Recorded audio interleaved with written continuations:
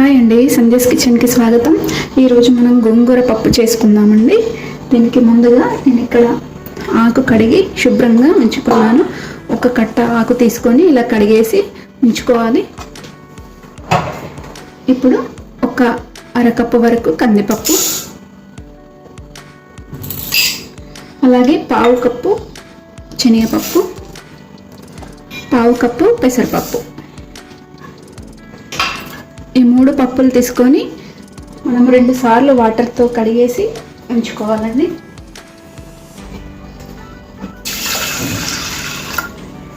ఒక 2 టైమ్స్ ఇలా వాటర్తో కడిగేసి పెట్టుకోవాలి. ఇలా కడిగేసి పెట్టుకున్నాం కదా పప్పులు. ఇప్పుడు ఒక టేబుల్ స్పూన్ వరకు పల్లీలు వేస్తున్నానండి. ఇవి కూడా కడిగేసి పెట్టుకున్నాను. చాలా బాగుంటాయి ఇందులో పల్లీలు. గోంగూర పప్పులో పుల్ల పుల్లగా వస్తాయి. మీకు ఇష్టం లేకపోతే స్కిప్ చేయవచ్చు. ఇప్పుడు 3 పప్పులు కలిపి 1 కప్ అయింది కదా. 1 కప్పు పప్పుకి 3 కప్పుల వాటర్ వేసుకోవాలండి.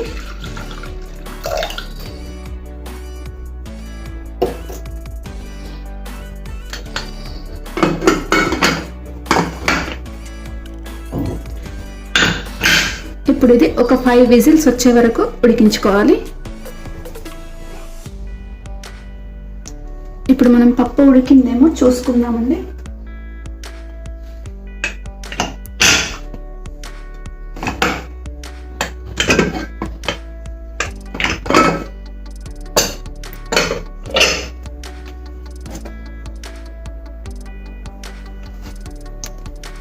చూడండి, మెత్తగానే మనకు ఉడికిపోయిందండి. ఇదంతా ఒకసారి ఇలా కలిపేసుకోవాలి.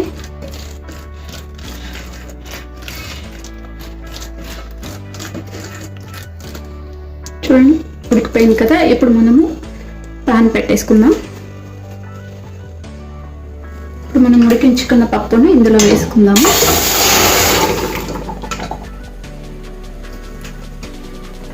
మనకు ప్యాన్లో అయితే కొంచెం ఈజీగా ఉంటుంది, కుక్కర్లో సరిగ్గా కలపడం రాదు. అందుకని ప్యాన్లో వేసుకున్నాం అనుకో ఈజీగా ఉంటుందని ఈ ప్యాన్లో వేసేసాను.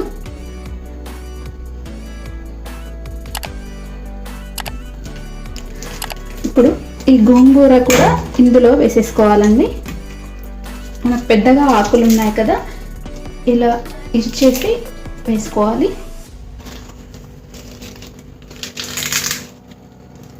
చూడండి, ఇదే విధంగా ఇలా వేసేసుకోవాలి. లేకపోతే కట్ చేసి కూడా వేసుకోవచ్చు. చూడండి, ఇప్పుడు ఇలా ఆకు వేసుకున్నాం కదా. ఇందులో ఒక 1/2 స్పూన్ వరకు పసుపు,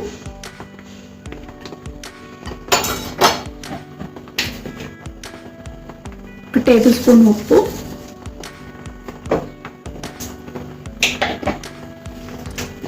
ఇదంతా ఒకసారి కలిపేసుకోవాలి.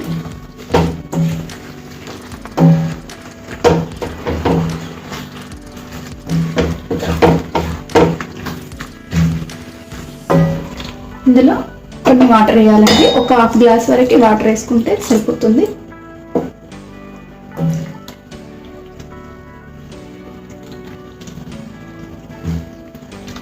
ఇది ఒక 2 నిమిషాలు ఉడకనిద్దాము. ఇప్పుడు ఇలా పప్పు ఉడుకుతుంది కదా, ఈ పప్పుని వేరే స్టవ్ పైకి మనం షిఫ్ట్ చేద్దాము. ఇప్పుడు మనం వేరే ప్యాన్ పెట్టుకున్నాము. పప్పుకి మనం పోపు వేసుకుందాము. ఇప్పుడు ఒక 2 టేబుల్ స్పూన్ల వరకు ఆయిల్ వేసుకోవాలండి.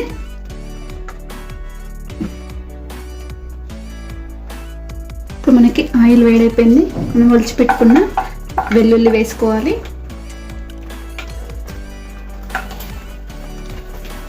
ఇప్పుడు మనకు కొంచెం కలర్ వచ్చాయి కదా. ఇప్పుడు ఇందులో 1 స్పూన్ ఆవాలు, అలాగే 1/2 స్పూన్ జీలకర్ర, ఒక 1/2 స్పూన్ వరకు ధనియాలు, ఇప్పుడు కట్ చేసి పెట్టుకున్న పచ్చిమిర్చి ముక్కలు,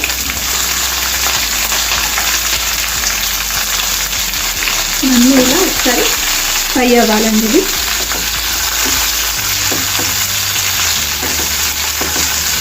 1 నిమిషం పాటు వేయించుకోవాలి. మిరపకాయలు కలర్ చేంజ్ అయ్యేంత వరకు ఫ్రై చేసుకోవాలి. చూడండి ఇవి మనకు వేగిపోయాయండి. Stove off చేసేస్తున్నాము. ఇప్పుడు ఈ పప్పులో ఈ పోపునంతా కూడా వేసేసుకుందాము.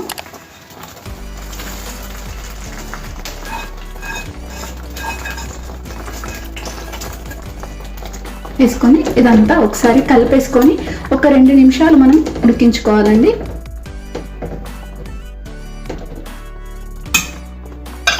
ఇప్పుడు ఇందులో కొంచెం టేస్ట్ చూడాలి, ఉప్పు పడుతుందేమో వేసుకోవచ్చు. మిరపకాయలు మనం వేసుకునే సరిపోతాయి.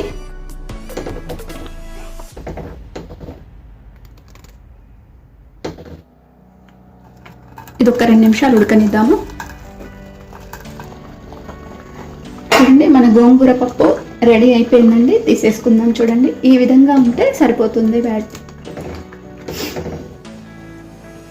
ఇప్పుడు గిన్నెలోకి తీసేసుకుందాము.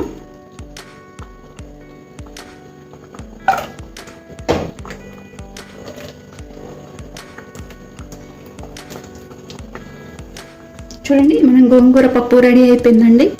పుల్ల పుల్లగా చాలా టేస్టీగా ఉంటుందండి. ఇందులో పల్లీలు కూడా వేసాం కదా, మనం తింటుంటే పల్లీలు చాలా టేస్టీగా ఉంటాయి. ఇలాగ అన్నంలో వేసుకొని కొంచెం నెయ్యి వేసుకొని తినేయండి, చాలా చాలా బాగుంటుందండి. చూడండి ఇలా నెయ్యి వేసుకొని తింటే సూపర్గా ఉంటుంది. మీకు నచ్చితే ఈ రెసిపీ నచ్చితే తప్పకుండా లైక్ చేయండి, షేర్ చేయండి, నా ఛానల్ని సబ్స్క్రైబ్ చేయండి. Thanks for watching.